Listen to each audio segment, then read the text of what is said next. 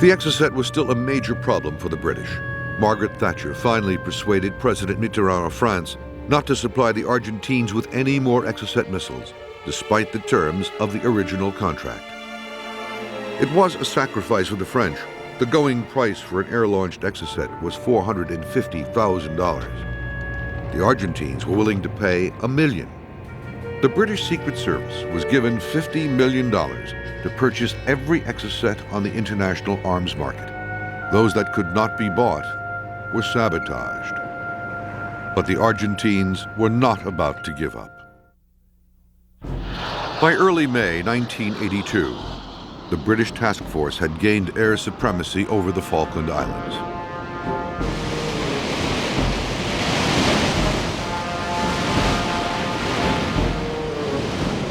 But the winter was fast approaching, and the decision of where and when to make the amphibious landings had to be made quickly. With its expertise in amphibious warfare, the Special Boat Squadron surveyed numerous beaches and possible landing sites.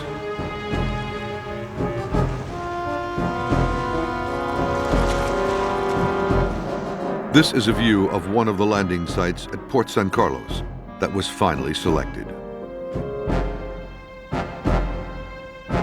Working mainly at night, SBS teams approached by boat and underwater. They used specialized equipment such as this beach profile recorder to determine whether a particular beach was suitable for landing craft and support vehicles. Although armed, the SBS preferred to operate by their motto, not by strength, by guile.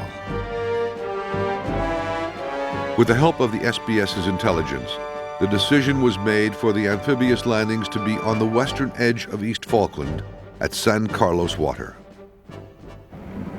But G Squadron SAS identified a serious potential threat to the proposed landing site.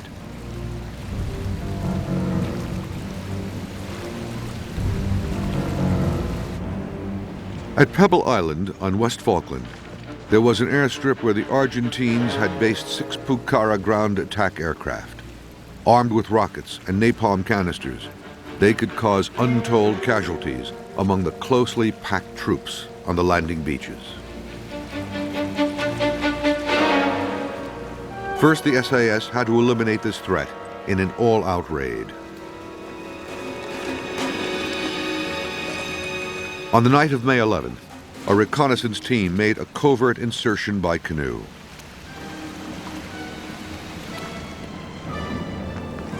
After hiding their craft, the team observed the Pebble Island airstrip for several days.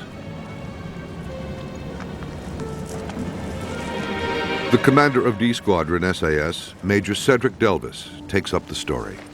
It's a question then of moving forward, what would you call the close reconnaissance. Only 2 men went forward. The intention was to confirm we had a target. One had to get fairly close. At this stage, we wanted detailed information. After all, we're bringing in a squadron to attack.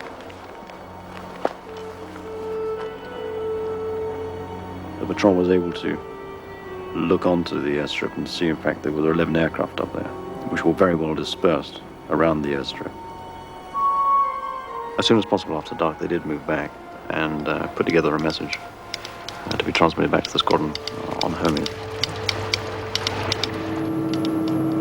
The squadron inserted an additional 40 men towards the islands through a very dark and stormy night. It would be wrong to say that tension was rising in any particularly dramatic way, but we were anxious to get off the helicopters as soon as we were on land. Sooner really we'd become masters of our own destiny. We had chosen the drop-off point some way back from the target. In fact, it was about 5 miles, to be quite certain that the enemy would not hear our approach. But nevertheless, we wanted to get those helicopters very quickly, so deplane as quickly as possible, and the helicopter lifted off. The commanders came forward to the patrol and received the updated plan. Okay, if you can close in now, because this position is defended. Okay, it's going to have to be a very quick briefing because we're about an hour late now. Personally, I've been clock watching ever since I left Hermes, and I knew I was beginning to run out of time. The whole process couldn't have taken more than a quarter of an hour from drop-off off to confirm brief to move on, but it seemed like an age. Right position here, and then we'll split up. All in all, people were carrying a lot of equipment that night. I would say the average load would have been a burden of about 40 or 50 pounds, and belt equipment, say 20 or 30 pounds. So we reached the final RV, the launch point, at 7:30, which was also not only a final checkpoint for the return of the troops, but also was going to be the mortar position. Troops, as they reached the point, dropped off the mortar bombs they were carrying, with the mortar team who established themselves. And I thought, well, since we're here, we might as well let the troops go forward and do what damage they could for 15 minutes. As it turned out, actually, I had great difficulty in getting them back, and didn't get them back for 45 minutes. The attack on the airstrip itself was conducted on the night of May 14th by mountain troop under the command of Captain Gavin Hamilton.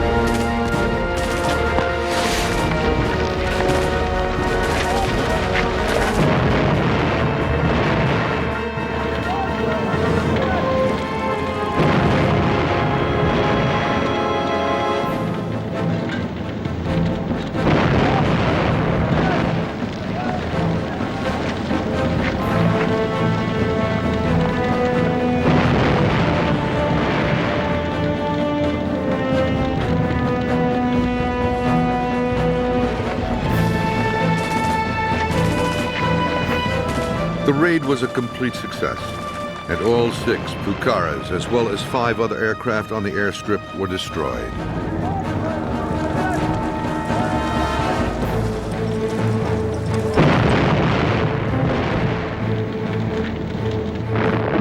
The SAS suffered only 2 minor casualties, and all the raiders returned safely to the aircraft carrier HMS Hermes.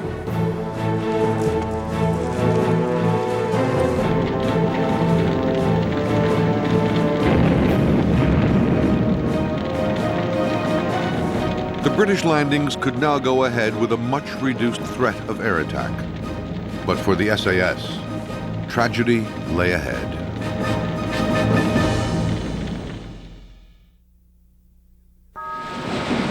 The SAS raid on Pebble Island had been a success. By May 15th, the British task force could make its final preparations for landing on the Falkland Islands.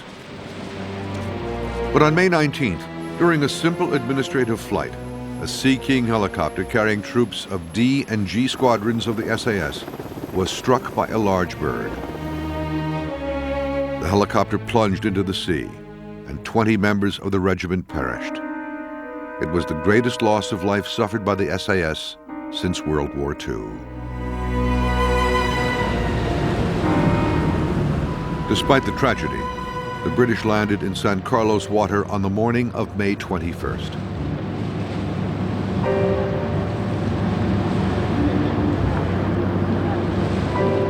Within hours, the British were safely ashore without any opposition.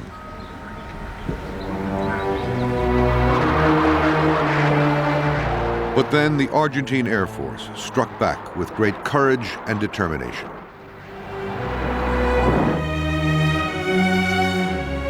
It was a critical phase of the war, and several British warships were sunk.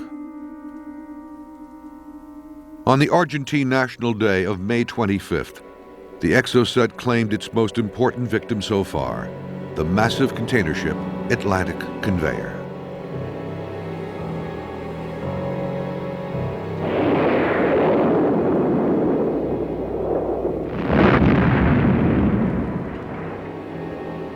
Thousands of tons of irreplaceable military stores were lost.